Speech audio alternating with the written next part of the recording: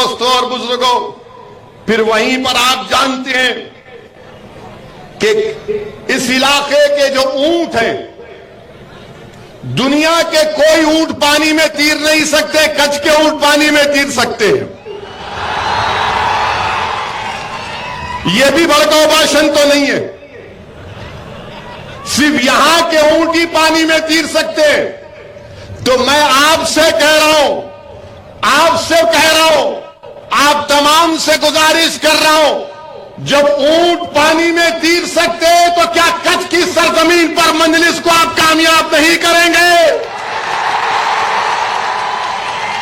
जब ऊंट पानी में तीर सकता है तो आप भी तूफानों का रुख मोड़ सकते हैं। मेरी बात का यकीन करो आप, क्या आप तूफानों का रुख मोड़ेंगे? ऊंट तो पानी में तीर रहा है, तो क्या आप आगे नहीं बढ़ेंगे मजलिस का परचम लेकर? आप आगे बढ़ेंगे? आप आगे बढ़ेंगे? क्या मजलिस को कामयाब करेंगे? क्या 6 विधानसभा पर मजलिस के उम्मीदवारों को वोट देंगे? अब वो ऊंट भी सुनकर खुश हो रहा होगा कि चलो मेरा तीर ना नजर आ गया इसको। कच्छ में बेहतरीन कालीन बनाया जाता, कारपेट। क्या गांधीनगर में बैठा हुआ कोई आदमी कालीन बना सकता? नहीं बना सकता। यहीं के लोग कालीन बनाते हैं।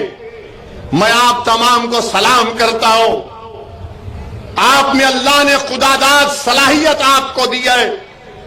अगर आप एक सियासी कुव्वत बन जाएंगे, अगर आपकी आवाज गुजरात के विधानसभा में गूंजेगी, तो फिर ये जो नाइंसाफियों का मैंने जिक्र किया, वो इंशाअल्लाह ताला वो नाइंसाफियों का खात्मा होना शुरू हो जाएगा।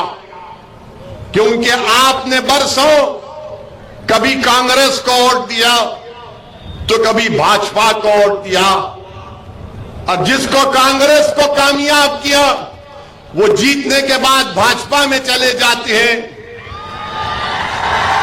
गए नहीं गए भाजपा में? बताओ आप गए ना भाजपा में? कांग्रेस के लोग वोट तो आपका लिए, मगर चुनाव जीतने के बाद कहा कि मियां का तो वोट मिल गया, मगर दिल में मोदी की मोहब्बत है, इसलिए मोदी के पास जाकर चाय पीऊंगा। अब हम पर जब मैं ये बात करता हूं तो मुझ पर इल्जाम लगा दिया जाता है कि ओवैसी भड़काऊ भाषण देता है। मैं भड़काऊ भाषण नहीं देता। अगर सच्चाई को बयान करना, तुम्हारे पेट में दर्द महसूस होता है, तुमको सर में दर्द महसूस होता है, और मंजलिस के बूझ में आने से तुम्हारी रातों की नींद जरा खराब हो जाती है, तो तैयार हो जाओ, अब तुमको नींद नहीं आएगी, गरीब आराम की नींद सोएगा आप इंशाअल्लाह ताला। जिन्होंने आपका हक आपसे छीन लिया, अब वो अपनी नींद से महरूम हो जाएंगे। आप आराम से बैठो, वैसी लड़ेगा आपके लिए इंशाअल्लाह ताला। साबिर काबुली वाला, शकील समा, इब्राहिम और ये जो नौजवान आज मजलिस में शामिल हुआ, ये आपके लिए आगे बढ़कर आपके हक के लिए लड़ेंगे इंशाअल्लाह ताला। मेरे अजीज दोस्तों और बुजुर्गों, हमारी जब उलमाओं से मीटिंग हुई तो उलमाओं से मीटिंग के वक्त हमारे मोअज़्ज़िज़ उलमाओं ने हमसे कहा कि असदुद्दीन ओवैसी साहब, आप अपने भाषण में, अपनी तकरीर में आप मुसलमानों से अपील करिए कि वो नमाज के पाबंद हो जाए, वो कुरान करीम की तिलावत करें, वो कुरान और सुन्नत के मुताबिक अपनी जिंदगी को गुजारें, वो अच्छे इंसान बन जाएं, ताकि ना सिर्फ ये सरजमीन, ना सिर्फ गुजरात प्रदेश बल्कि भारत और ताकतवर हो जाए।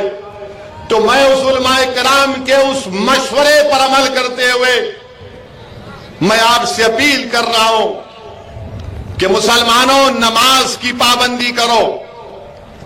आज हम जब मस्जिद में मगरिब की नमाज पढ़ रहे थे। कौन सी मस्जिद?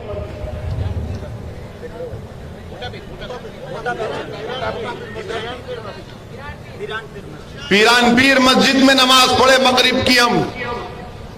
मुझे जरा कड़वी बात कहना है, मुझे माफ कर दो आप।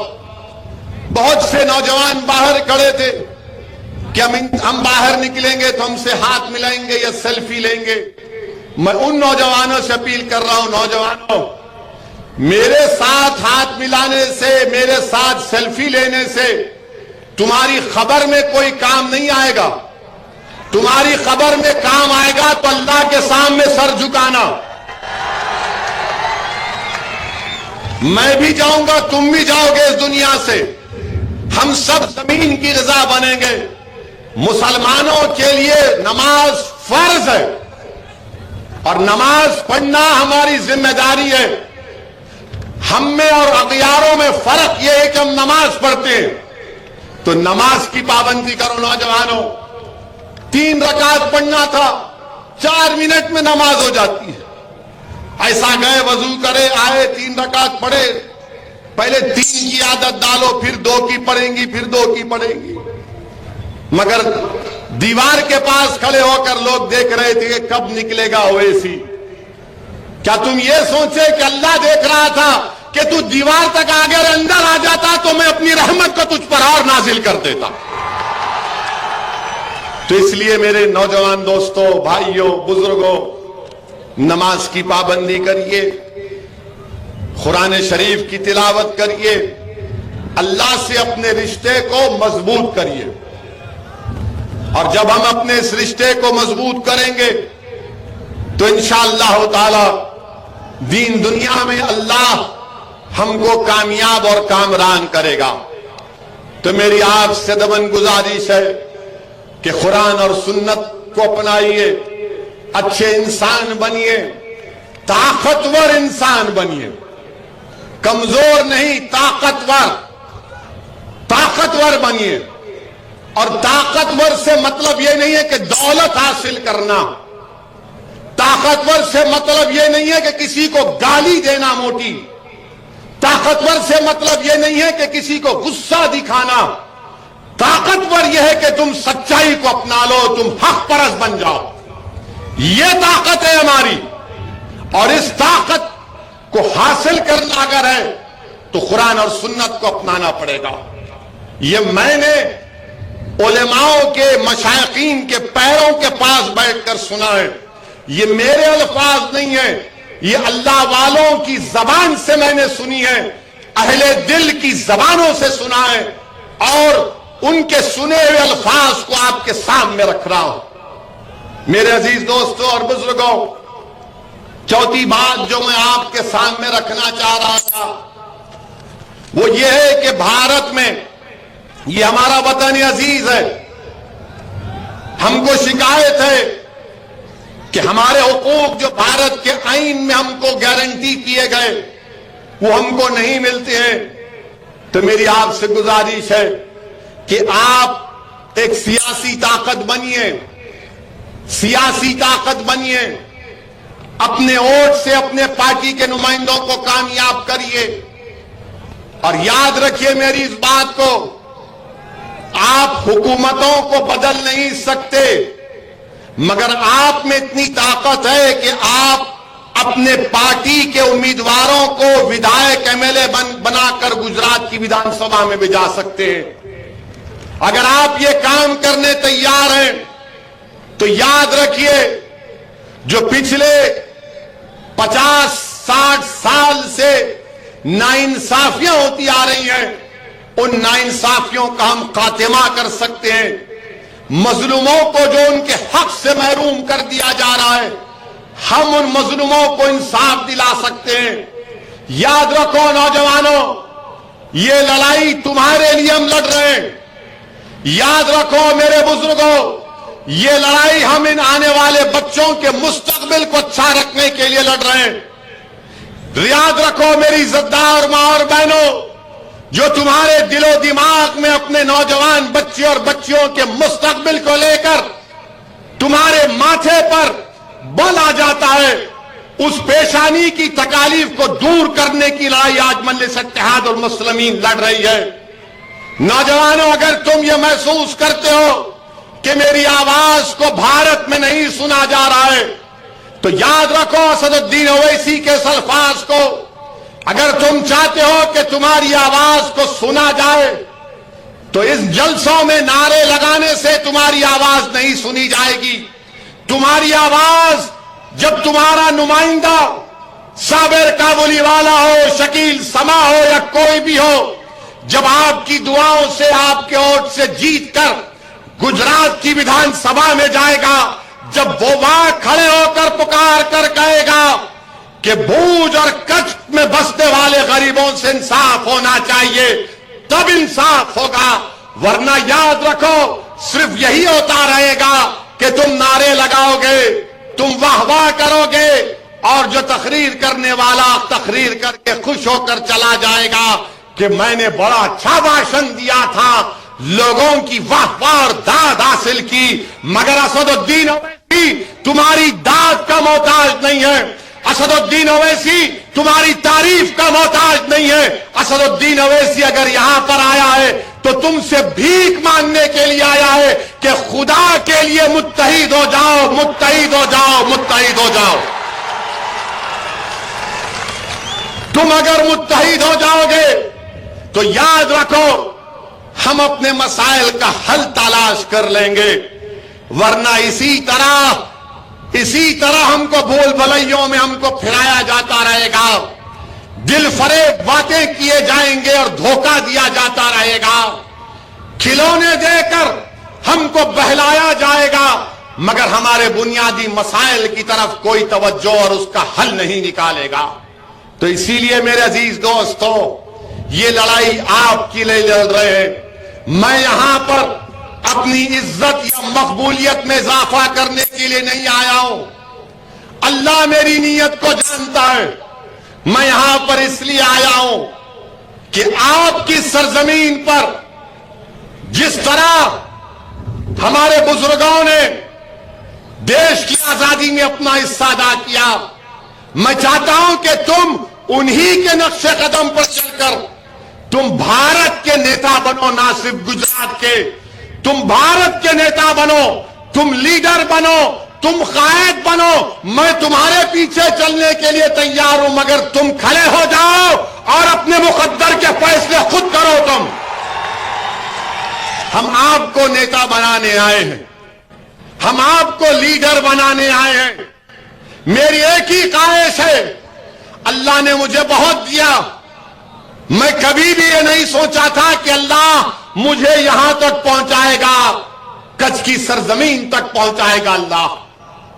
मैं आज से 35 साल पहले जब लंदन में लॉ की डिग्री हासिल करने गया था, तो मैं कभी अपने ख्वाब में भी नहीं सोचा था कि मैं आपके दरमियान में खड़े होकर ये तमाम बातें करूंगा।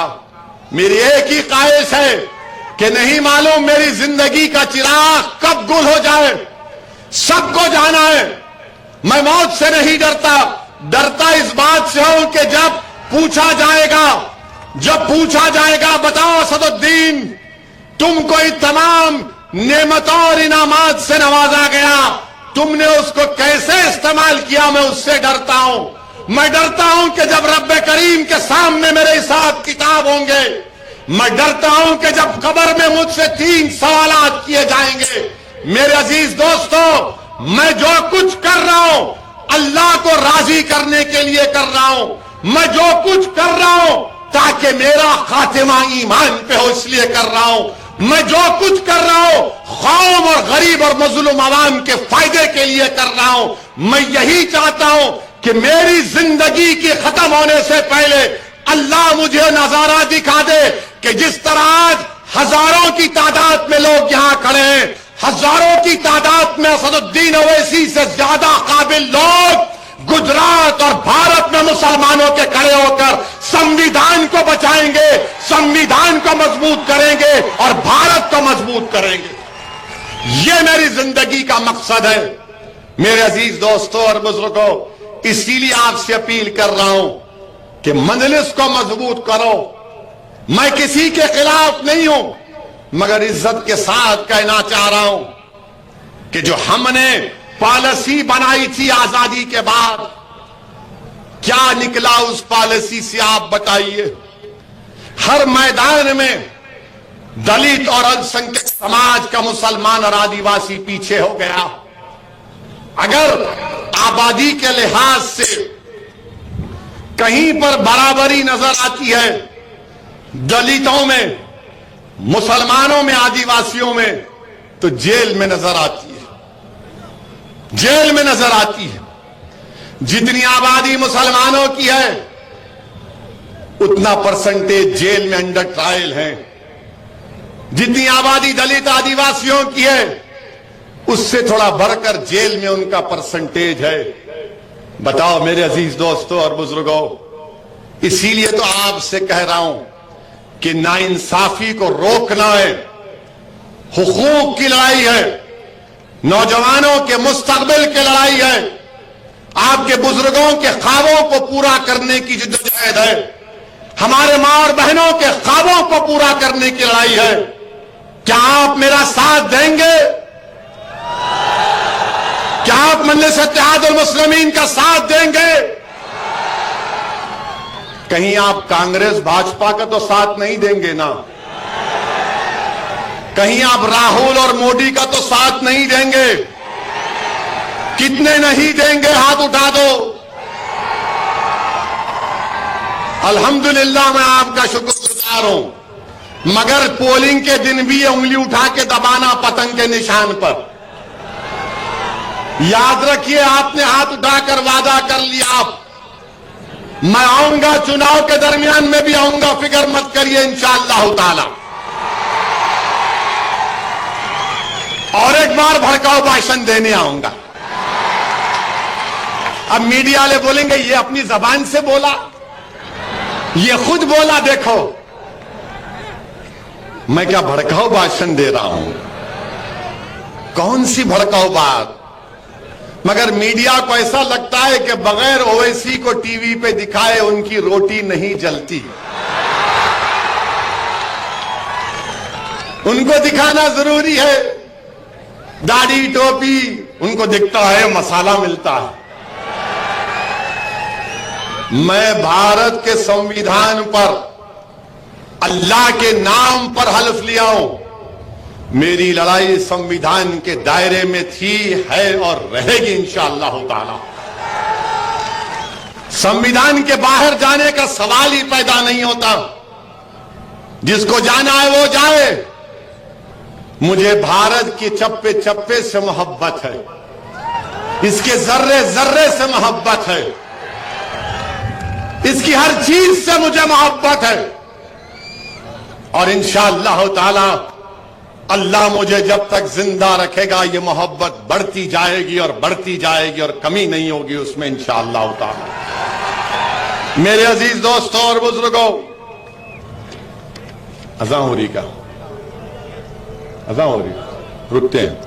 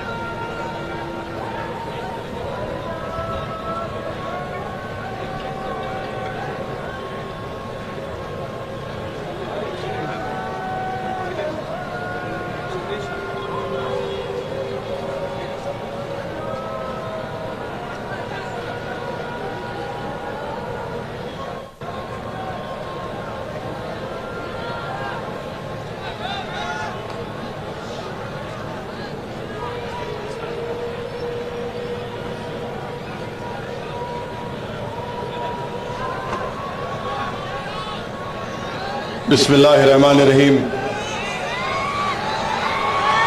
मेरे अजीज दोस्तों और बुजुर्गों, मैं आपसे अर्ज कर रहा था कि आपको एक सियासी ताकत बनना है। अब बैठ जाओ भाई, बैठ, आप भी बैठ जाओ, कुछ नहीं होगा मेरे को। अल्लाह के दो फरिश्ते यहां पर है, जब मौत आना है आएगी। गोली तो चल गई 6 मरतबा गाड़ी के ऊपर, 6 फीट के फासले से जालिमों ने गोली मारी। अल्लाह ने कहा तेरा आज मौत का दिन नहीं है। और रसूल अल्लाह सल्लल्लाहु अलैहि वसल्लम का सदका है, कमली वाले का करम है, कुछ नहीं होने वाला इंशाअल्लाह ताला। मेरे अजीज दोस्तों और बुजुर्गों, मेरी आज की इस तकरीर के बाद कल से कांग्रेस के लोग आपके पास आकर खुसखुस करेंगे। खुसखुस इबलीस की तरह कान में, ऐसा बोला वो। तो इन कांग्रेसियों को मैं पूछना चाहता हूं, तुम्हारे 12 एमएलए जीतकर मोदी के पास क्यों चले गए? क्या मुझसे पूछ कर गए थे या साबिर काबुली वाला ने उनको गुलाब जामुन खिलाकर भिजाया था?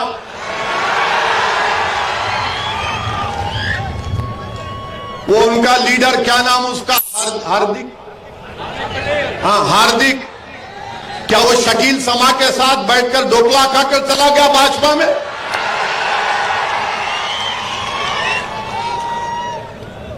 हम हर चीज की जिम्मेदारी ओवैसी के ऊपर। अब एक दिन आ जाएगा, कल कांग्रेसी बोलेंगे कल ओवैसी यहां से गया था इसलिए भैंस ने दूध देना नहीं शुरू बंद कर दिया। कल कांग्रेसी बोलेंगे ओवैसी का भाषण हुआ तो मुर्गे ने सुबह बांग देना बंद कर दिया। यानी हर चीज की जिम्मेदारी हमारे पे। आप 26 साल से भाजपा को नहीं हरा पा रहे हैं। 1984 में आखिरी मर्तबा एक मुसलमान एमपी बनकर दिल्ली गया था, उसके बाद नहीं जीतता है। हम जिम्मेदार। तो आप जरा तैयार हो जाइए, ये लोग कल से अपना प्रोपेगेंडा शुरू कर देंगे, क्योंकि अब इनको समझ में नहीं आएगा कि कैसे मुकाबला करना। अरे याद रखो, तुम मेरी सच्चाई और दलाइल का मुकाबला नहीं कर सकोगे इंशाअल्लाह ताला। और हम भाजपा से भी कहना चाह रहे हैं, भारत के संविधान के तहत हम सब बराबर हैं। कोई बड़ा कोई छोटा नहीं है, सबको बराबरी का हक मिलना चाहिए। और संविधान में माइनॉरिटीज के जो राइट्स आर्टिकल 29 और 30 में दिए गए, उस पर अमलावरी होनी चाहिए। मेरे अजीज दोस्तों और बुजुर्गों, मैं आपको बता रहा हूं कि जब चुनाव हो जाएंगे, अगर कांग्रेस की एक गिरावट ऐसी रही तो हो सकता है कि गुजरात में कांग्रेस अपोजिशन पार्टी भी ना बने, हो सकता है। और यह होगा कि मजलिस एक ताकतवर पार्टी के तौर पर गुजरात में उभरेगी इंशाअल्लाह ताला। मजलिस के नुमाइंदे गुजरात की विधानसभा में जाएंगे इंशाअल्लाह ताला, गरीब और मजलूम आवाम की आवाज बनेंगे। मेरे अजीज दोस्तों और बुजुर्गों, आज हम देख रहे हैं कि हमारे देश में गरीबी बढ़ चुकी है, गरीबी बढ़ चुकी है। नौजवानों का मुकद्दर बेरोजगारी हो चुका है।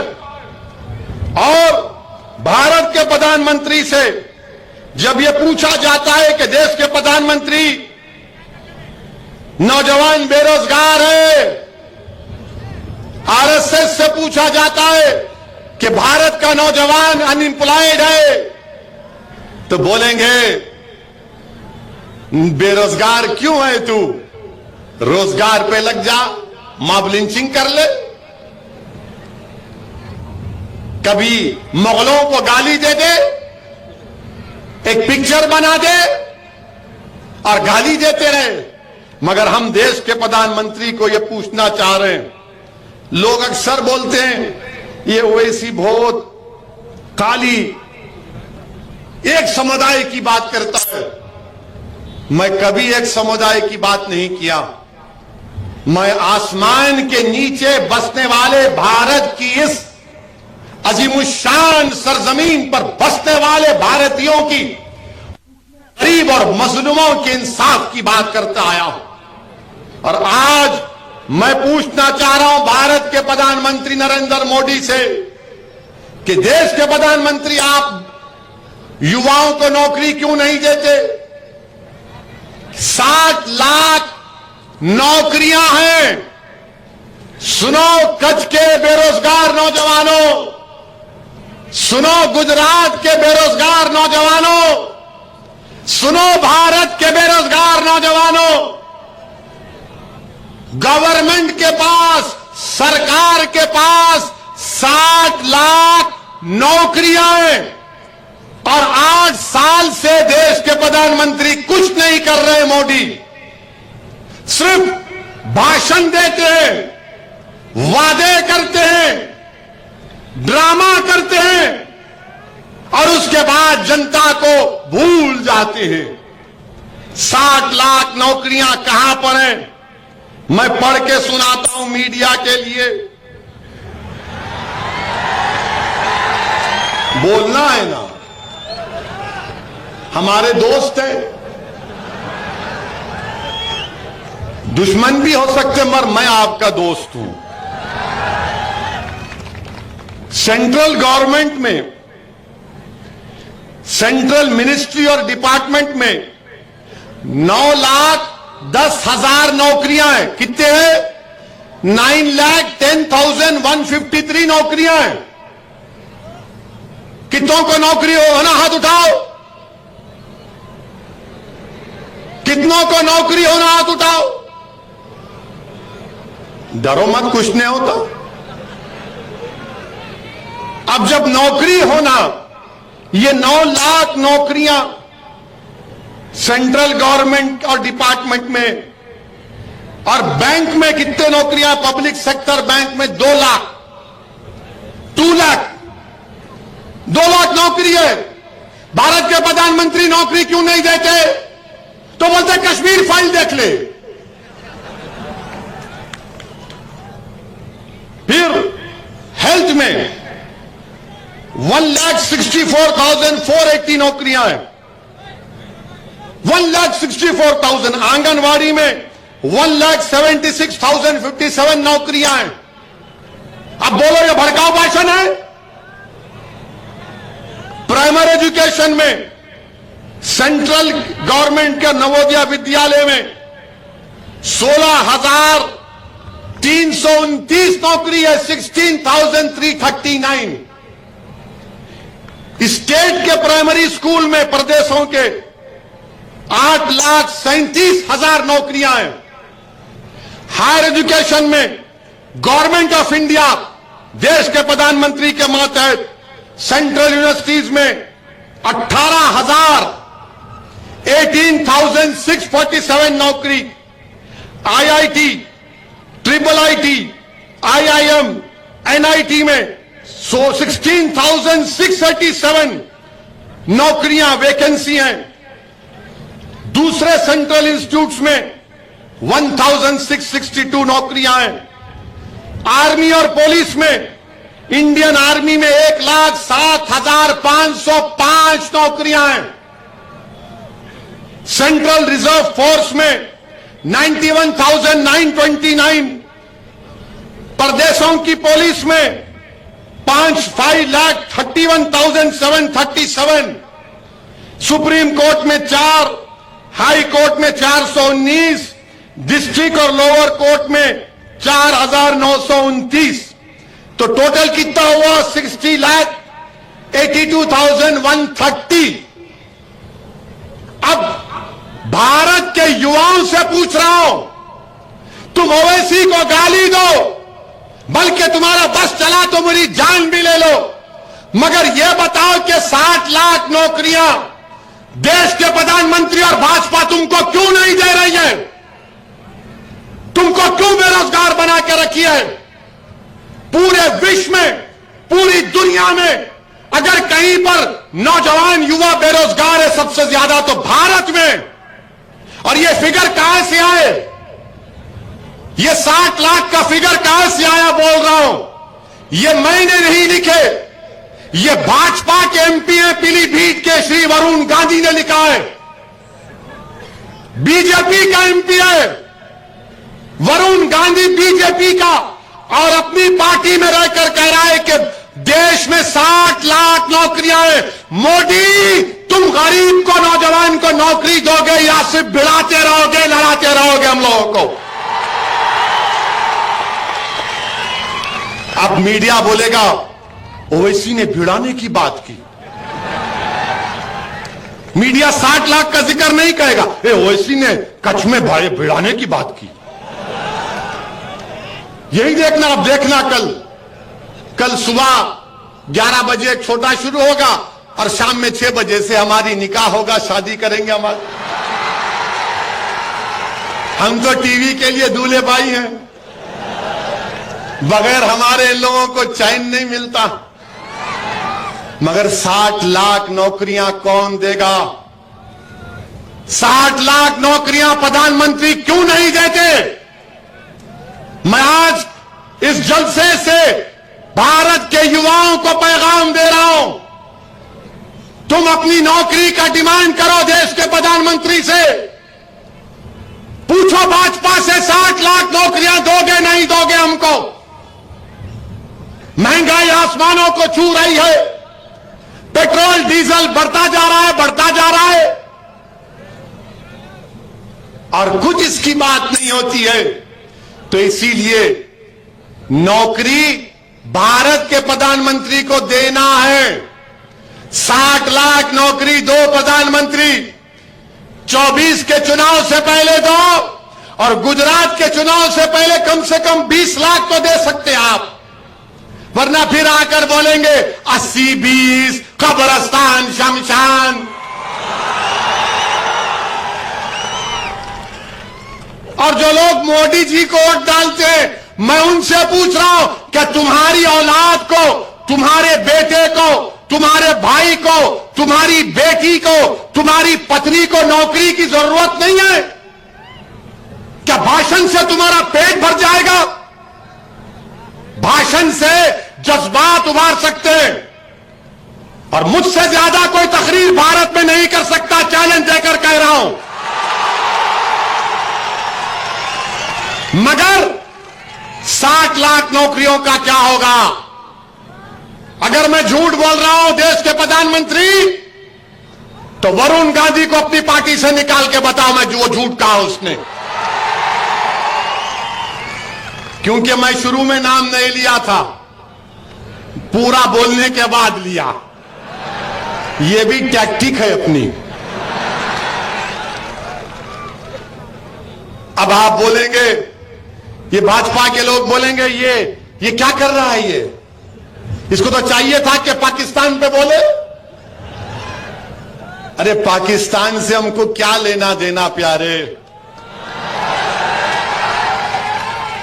पाकिस्तान से हमको क्या लेना देना? ये यहां पर बॉर्डर है, हमने कहा उधर ही हम इधर ही। बॉर्डर है ना, हमारे ऊंट भी नहीं जाते तो हम क्या जाएंगे इंशाअल्लाह ताला। हमारे ऊंट भी भारत के पानी में ही तीरते हैं। मोदी जी, आपको तो मोहब्बत है ना कच्छ से, मगर हर चीज पाकिस्तान। अरे पाकिस्तान से हमको क्या करना है? हमने तो पाकिस्तान के पैगाम को ठुकरा दिया। हमने भारत को अपनी सरजमीन मानते आए और मानते रहेंगे। तो अब बोलेंगे मुगल। अरे 60 लाख नौकरियां आपने इसलिए नहीं दी क्योंकि औरंगजेब ने कहा था मत दो। 60 लाख नौकरियां आपने नहीं दी इसलिए कि बादशाह शाहजहां आकर कहा था आपको। 60 लाख नौकरियां आपने इसलिए नहीं दी क्योंकि बादशाह अकबर ने आपको आकर कहा था मत दो। हर चीज मुगल जिम्मेदार। अरे मेरा कोई रिश्ता नहीं है मुगलों से, मेरा रिश्ता इस सरजमीन से, भारत से, और रहेगा हमेशा। मगर नहीं मुगल, अरे कहां का मुगल, किधर का मुगल, मेरे को क्या करना है उन लोगों से, मगर हमको लाकर मिला देती। मेरे अजीज दोस्तों और बुजुर्गों, फिर एक और मसला जो हमारे देश में चल रहा है, गरीबी को खत्म नहीं कर रहे हैं, गरीब को खत्म कर रहे हैं। बेरोजगारी को खत्म नहीं कर रहे रोजगार देकर, बल्कि बेरोजगारी को बढ़ा रहे हैं भाजपा वाले। हर चीज में कुछ ना कुछ कर देते हैं, हर चीज में एक माहौल बना देते हैं। मेरे अजीज दोस्तों और बुजुर्गों, आज हम देख रहे हैं कि भाजपा के एक नेशनल स्पोक्स पर्सन ने टीवी पर, टाइम्स नाउ पर बैठकर आज से 15 दिन पहले अल्लाह के रसूल सल्लल्लाहु अलैहि वसल्लम की शान में गुस्ताखी की, अनाप शनाप बकरा, उनकी तौहीन करने की कोशिश की। तौहीन कोई नहीं कर सकता इंशाअल्लाह ताला मेरे आका की शान में, कोई नहीं कर सकता, कोई नहीं कर सकता। कोशिश की, और कुरान में अल्लाह ने क्या कहा, वो रफाना लका जिक्रक, हमने आपके जिक्र को बुलंद किया। उलमाओं के मशवरे पर अमल कर रहा हूं। अल्लाह ने कुरान में क्या फरमाया, वो रफाना लका जिक्र, कहे मेरे हबीब हमने आपके जिक्र को बुलंद किया। उलमाए कराम ने कुरान की तफसीर में लिखा कि अल्लाह ने प्रॉफेट मोहम्मद सल्लल्लाहु अलैहि वसल्लम के जिक्र को इस तरह बुलंद किया कि हजरत अबू सईद खुदरी रज़ी अल्लाह ताला अन्हु रिवायत करते हैं कि रसूल अकरम सल्लल्लाहु अलैहि वसल्लम ने फरमाया, हजरत जिब्राइल आते हैं और रहमतुल आलमीन सल्लल्लाहु अलैहि वसल्लम से पूछते हैं कि अल्लाह ने आपके जिक्र को कैसे बुलंद किया। कमली वाले आका फरमाते हैं कि अल्लाह जानता है। तो हजरत जिब्राइल फरमाते हैं कि अल्लाह फरमाता है कि मेरे हबीब, जब हम आपके रफी जिक्र को ऐसा बुलंद किए कि जहां कहीं भी, अल्लाह फरमा रहा है कि जहां कहीं भी मेरा जिक्र होगा वहां पर आपका जिक्र होगा। जहां कहीं भी अल्लाह का जिक्र होगा वहां पर मोहम्मद सल्लल्लाहु अलैहि वसल्लम का जिक्र होगा। कलमे में अल्लाह का जिक्र तो मोहम्मद सल्लल्लाहु अलैहि वसल्लम का जिक्र। अल्लाह कुरान में फरमा रहा है कि मेरी इताअत करो और मेरे हबीब की इताअत करो। अल्लाह और फरिश्ते रसूल रहमत पर दुरूद और सलाम भेज रहे हैं और हमसे कह रहे हैं कि मेरे हबीब पर दुरूद और सलाम भेजते रहो। वो रफाना का जिक्र है। अब कोई कोशिश भी कर ले, कुछ नहीं होगा इंशाअल्लाह ताला। मगर तुम अपनी जबान से अनाप शनाप बक के मुसलमानों से नफरत का इजहार कर रहे हो। 15 दिन हो गए, हमने पुलिस कंप्लेन भी की, मगर आपने कुछ नहीं किया। आपने अनाप शनाप बक दिया और लोग बोलते कि वैसी तुमको इतना तकलीफ क्यों हुई, मेरे से पूछते। तो मैं उन दीवानों से कहना चाह रहा हूं, किसी शायर ने अच्छा कहा था कि फर्श वाले तेरी शौकत का उलू क्या जाने। फर्श वाले तेरी शौकत का उलू क्या जाने। खुसरो अर्श पर उड़ता है परेरा तेरा। अब ये लोग ये आके बोले, अरे तुम क्या बोल सकते, तुम कुछ नहीं बोल सकते। तुम सिर्फ अपनी जबान से अपने गंदी सोच का इजहार तुमने किया। और किसी शायर ने खूब कहा, मिट गए मिटते हैं, मिट गए, मिटते हैं, मिट जाएंगे आधा तेरे, ना मिटा है ना मिटेगा कभी चर्चा तेरा। सच है ना ये? क्या कभी रसूल अल्लाह का चर्चा खत्म होगा? क्या मोहम्मद सल्लल्लाहु अलैहि वसल्लम का जिक्र खत्म होगा? क्या जब तक दुनिया कायम रहेगी मोहम्मद सल्लल्लाहु अलैहि वसल्लम का नाम रहेगा, बाकी रहेगा इंशाअल्लाह ताला। मगर हम देश के प्रधानमंत्री से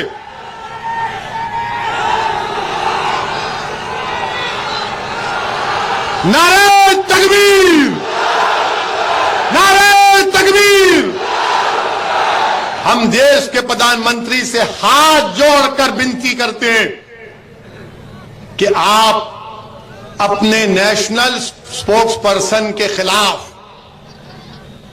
एक्शन लीजिए।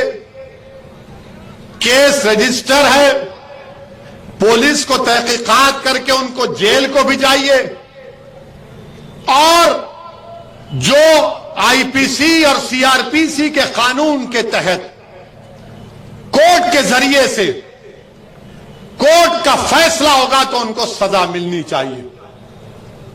हम ये देश के प्रधानमंत्री से हाथ जोड़कर विनती कर रहे हैं।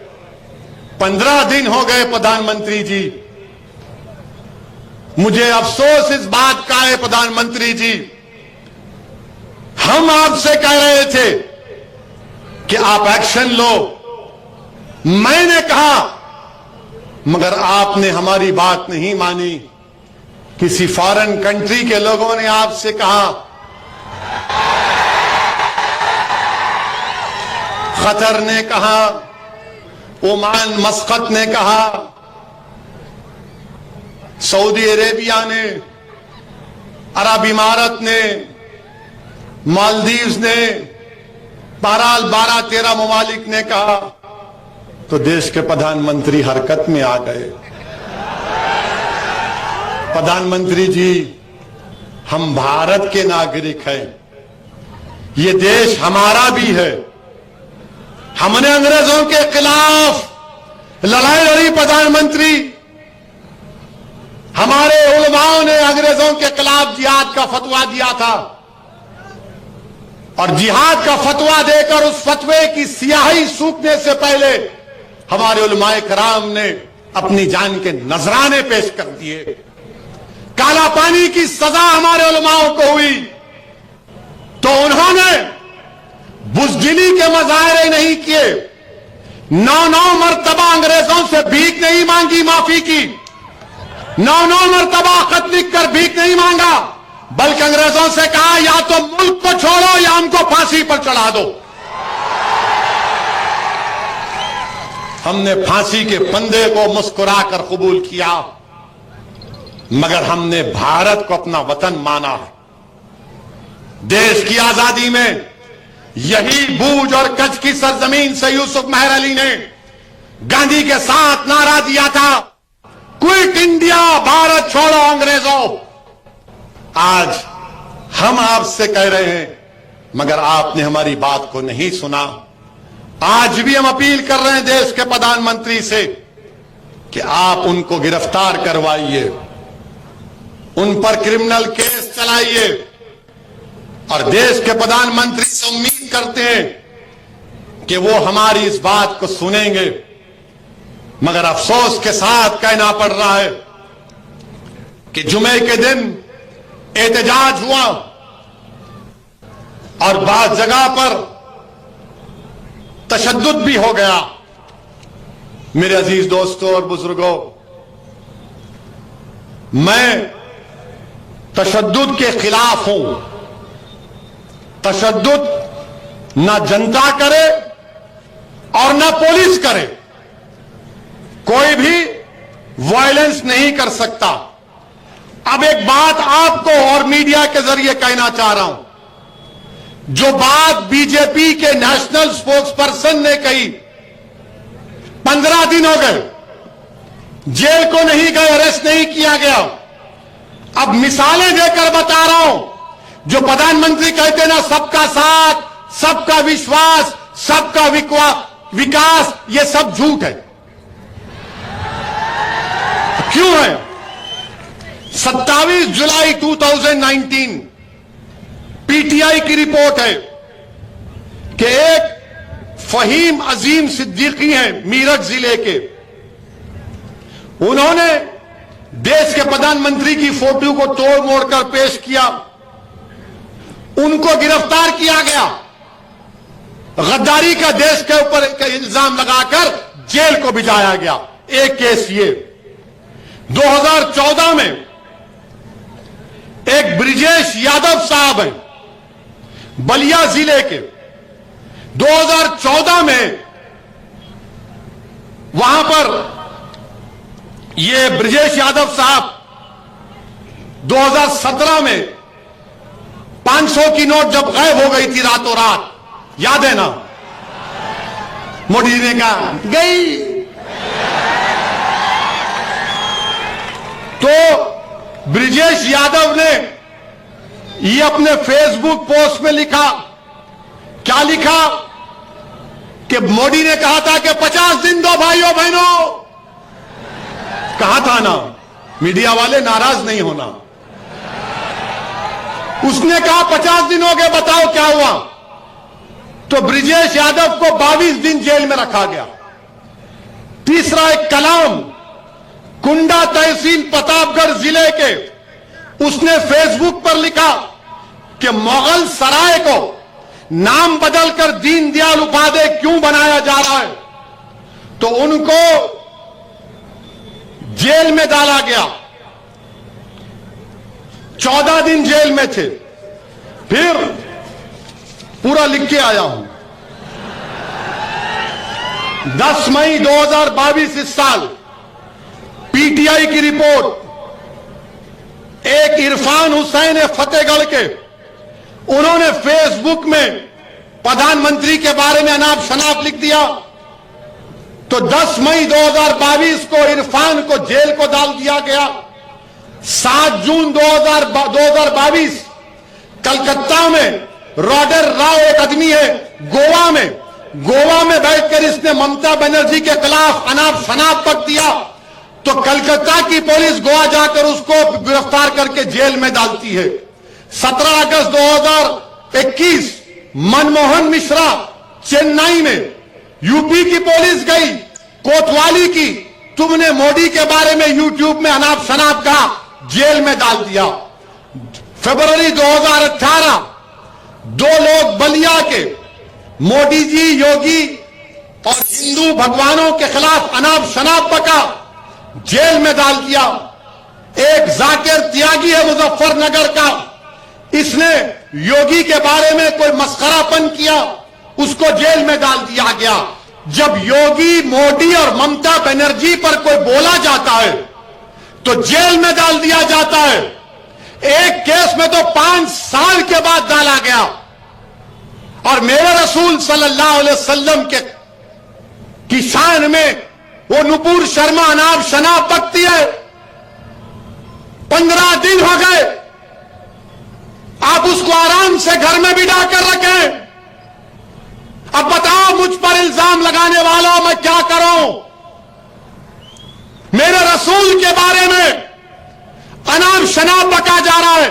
ये 5 तुमको वाकयात बता रहा हूं, और फिर तशद्दुद वायलेंस के मैं खिलाफ हूं। बताओ, झारखंड में 2 मुस्लिम बच्चों को गोली मार दी गई, पुलिस ने मुदस्सर को जो इस्लाम नगर का है, साहिल को जो चिश्तिया नगर का है, ये बच्चे शहीद हो गए, मर गए, कत्ल कर दिया गया। सर पे गोली मार दी साहिल के। ये बच्चों को गोली मारेंगे आप? बताओ, झारखंड की हुकूमत जो कांग्रेस की सरकार है, जीएमएम की सरकार है, 2 बच्चों को गोली मार दिए। अफसर आलम एक बच्चा है, 6 गोलियां उसको मारी गई, 4 निकाली गई, 2 गोलियां उसके जिस्म में। और वो साहिल की मां क्या कह रही है, मैं वीडियो देखा, वो कह रही कि रसूलुल्लाह सल्लल्लाहु अलैहि वसल्लम के लिए मेरे बेटे ने अपनी जान को कुर्बान कर दी।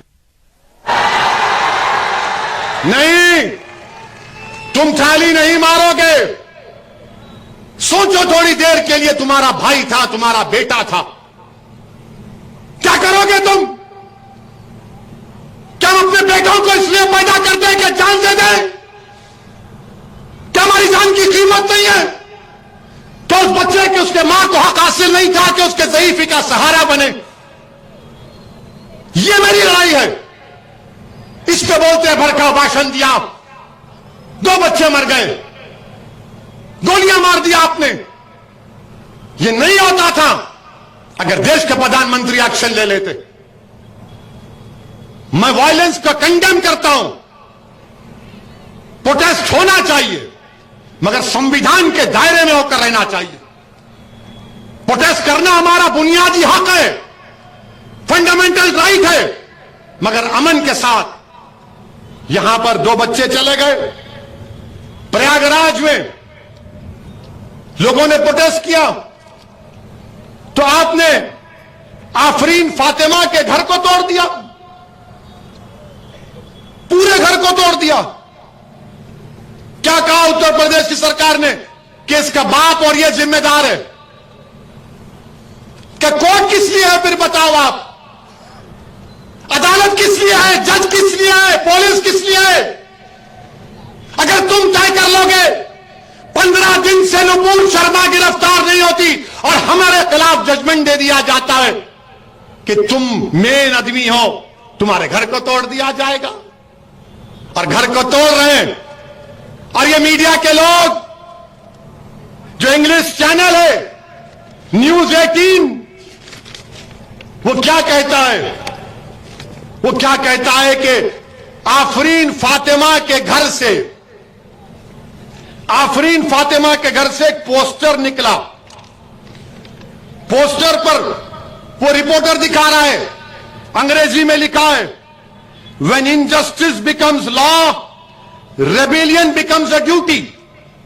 उसका माने यह है कि जब नाइंसाफी एक कानून बन जाता है तो उसके खिलाफ एहतजाज करना सबकी जिम्मेदारी बनती है। यह थॉमस जेफरसन अमेरिका के सदर ने कहा था। और ये रिपोर्टर का इसके घर से ये निकला, ये निकला। क्या कोई बम बनाने का सीक्रेट निकला? क्या कोका कोला का फार्मूला निकला? वही बात, when injustice becomes law, rebellion becomes a duty. ये कौन लिखा था मालूम आपको? महाराष्ट्र के ex chief minister Devendra Fadnavis की पत्नी ने ट्विटर पर लिखा था। तुम तोड़ोगे घर जाकर फडणवीस का? हमारा घर तोड़ दिया तुमने। तुम कौन होते अगर उसने किया? आफरीन फातिमा के बाप ने किया तो कोर्ट में चलाओ ना केस, सजा दिलाओ उसको, जेल में डालो, कोर्ट में कन्विक्ट कराओ। क्या उत्तर प्रदेश का मुख्यमंत्री उत्तर प्रदेश का चीफ जस्टिस बन चुका है कि वो फैसला करेगा कि किसका घर तोड़ दिया जाए? अगर आफरीन फातिमा के बाप को सजा भी होगी तो घर कैसा तोड़ते हैं आप? मुझे सजा होगी तो मेरा घर कैसा तोड़ेंगे आप? मुझे सजा होगी ना, मेरे घर को तो नहीं तोड़ा जा सकता। सारी दुनिया के सामने आपने उस बच्ची के घर को तोड़ा, बुलडोजर लगाकर तुमने। आफरीन फातिमा के घर को नहीं तोड़ा, तुमने भारत के रूल ऑफ लॉ पर बुलडोजर चला दिया। तुमने भारत की बुनियादों को कमजोर करने का काम किया। बताओ देश के प्रधानमंत्री, ये नफरत नहीं है तो क्या है बताओ आप? अगर वो जिम्मेदार है तो चलाओ ना कोर्ट में केस। अच्छा, घर किसका तोड़ते हैं? उस बच्ची का घर तोड़ते हैं जो उसके बाप को मुल्जिम करार दे रहे हो। बाप का घर नहीं है, उसकी बीवी का घर है। बोलते इलीगल बनाया गया। तो क्या 6 साल से यूपी में बीजेपी की सरकार सो रही थी? और आपने क्या किया? पत्थर फेंके, घर तोड़ दिया। जब भाजपा के एक मंत्री टेनी, उनका बेटा बाप की गाड़ी से 6 लोगों की जान लेता है, सुप्रीम कोर्ट उसकी बेल कैंसिल करती है, तो भाजपा के लोग अजय टेनी का घर नहीं तोड़ते, आफरीन फातिमा का घर तोड़ते हैं। बताओ भेदभाव कौन कर रहा है? अजय का घर है तो नहीं तोड़ा जाएगा, फातिमा का घर है तो तोड़ा जाएगा। ये कौन सा इंसाफ है? ये कौन सा इंसाफ है बताओ आप? उसका नाम अजय है तो घर नहीं टूटेगा। 5 लोगों की हत्या का इल्जाम, ये सबका साथ, सबका विकास, ये ढकोसले वादे। इसीलिए मेरे अजीज दोस्तों और बुजुर्गों, इस नाइंसाफी के खिलाफ आपको आवाज उठाना है। हम देश के प्रधानमंत्री से अपील कर रहे हैं, ये बुलडोजर जो आप घरों पर चला रहे हैं, एक समुदाय के घरों पर चला रहे हैं प्रधानमंत्री, देश के संविधान को आप कमजोर कर रहे हैं। ये देश चलेगा तो संविधान से चलेगा, तो फिर बंद कर दो अदालत को, ताला लगा दो अदालत को, जजस्व कायदों की अदालत मत आओ, क्योंकि मुख्यमंत्री तय करेगा कौन मुल्जिम है। क्या जरूरत है अदालत की? फिर क्या जरूरत है पुलिस की कि तुम अजय के घर को नहीं तोड़ते और फातिमा के घर को तोड़ते हो? तो याद रखो, शहजादी जन्नत का वास्ता देकर कह रहा हूं, अल्लाह शहजादी जन्नत के सदक़े में जालिमों को शिकस्त देगा इंशाअल्लाह ताला। मेरे अजीज दोस्तों और बुजुर्गों, उत्तर प्रदेश में यही कह रहा था मैं पुकार पुकार कर कि अपनी पार्टी को मजबूत करो, अपने नुमाइंदों को कामयाब करो। मगर वहां के लोग, बड़े लोग, बहुत बड़े लोग हैं, आज खामोश बैठे हुए हैं। वो बोल रहे थे नहीं नहीं सरकार बदलना है। मैं कह रहा हूं नहीं बदलोगे, घर तोड़ दिए कोई नहीं जाता। जो मुझ पर इल्जाम लगा रहे थे बी टीम का, आज कहां है तुम बताओ? क्यों तुम्हारे मुंह में दही जम गया? जो बोल रहे थे समाजवादी को दो, कांग्रेस को दो, मगर ओवैसी से होशियार रहो। अगर तुम्हारा नुमाइंदा होता तो कम से कम जाता वहां पर, पूछता उन लोगों से। हमने दिल्ली में हमारे कलीम रफीक सदर साहब दिल्ली के पुलिस स्टेशन को रिप्रेजेंटेशन देने गए, तो अमित शाह की पुलिस ने उठाकर उनको तिहाड़ जेल में डाल दिया। हमारे 30 लोग जेल में। मेरे अजीज दोस्तों और बुजुर्गों, मेरी आपसे दरमंदाना अपील है कि आप मुत्तहिद रहिए, मंजलिस का साथ दीजिए। और मैं अपनी तकरीर का अख्तिताम उस दुआ से करूंगा जो ताइफ के वक्त, बल्कि उस हदीस शरीफ में आया कि अल्लाह के रसूल सल्लल्लाहु अलैहि वसल्लम ने ताइफ के वक्त ये दुआ की थी। आज आप और हम रब्बे कायनात के सामने हाथ उठाकर हम दुआ करते हैं कि इसका तर्जुमा पढ़ रहा हूं जो किसी आलिम दीन ने मुझे भिजाया कि अल्लाह के रसूल सल्लल्लाहु अलैहि वसल्लम ने ताइफ के सफर में, ताइफ के वक्त ये दुआ फरमाई थी कि अल्लाह मैं अपनी कमजोरी और वसाइल की कमी और लोगों की नजर में बेवक्ती का शिकवा आपसे करता हूं। या अल्लाह हम अपनी कमजोरी और वसाइल की कमी और लोगों की नजर में बेवक्ती का शिकवा आपसे करते हैं। आप तमाम रहम करने वालों में सबसे ज्यादा रहम करने वाले और मेहरबान हैं।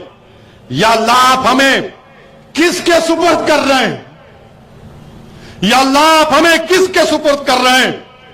उस दुश्मन के सुपुर्द जो हम पर हमलेवार होगा, या उस नजदीकी शख्स के हवाले जो मेरे मामले पर काबू रखता है? ऐ अल्लाह, अगर हमसे नाराज नहीं है तो मैं किसी बात को खातिर में नहीं रखता। हां, आपकी आफियत हमसे बहुत कशादा है। अल्लाह, हम आपके इस मुनव्वर चेहरे जिससे तारीकियां रोशन हो गई हैं, इससे दुनिया और आखिरत के मामला दुरुस्त होते हैं कि आपकी पनाह में आते हैं। आपके गजब के नाजिल होने से और आपकी नाराजगी के शिकार होने से तेरे ही तरफ लौटते हैं या अल्लाह। यहां तक कि आप राजी हो जाएं और आपके सिवा किसी की कोई ताकत और तदबीर नहीं है, तो अपने रिश्ते को अल्लाह से मजबूत रखो। जो लोग घरों को तोड़ रहे हैं वो भारत को कमजोर कर रहे हैं। याद रखो भाजपा वालों, इख्तिदार हमेशा तुम्हारे पास नहीं रहने वाला है, देश रहेगा इंशाअल्लाह ताला, और देश को मजबूत रखना है।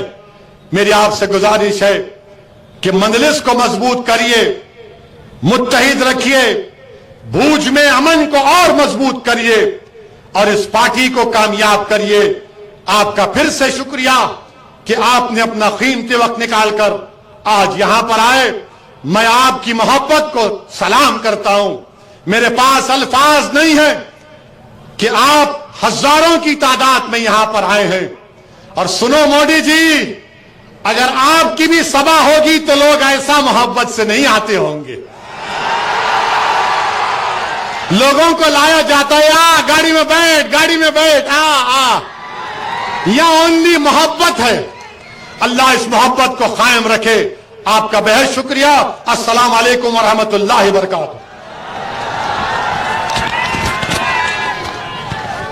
लाओ भाई, शुक्रिया अदा करो, शुक्रिया अदा करो।